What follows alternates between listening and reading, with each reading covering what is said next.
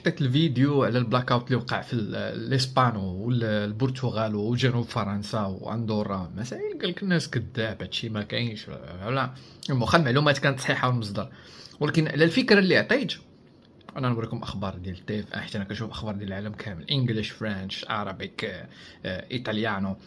انا نوريكم الناس بقاو مبلوكين في كاع البلايص، ولكن سمع واحد المعلومه غادي يقولوها في الاخبار: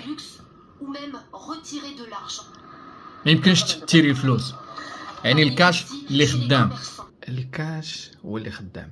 انت دابا كتبغي تبان زعما راك فاهم، راك كتبان غير ودنك طوال قدام 154 الف واحد اللي كيتبع هاد الحساب، عاد الناس اللي غيشوفوا التعليق ديالك.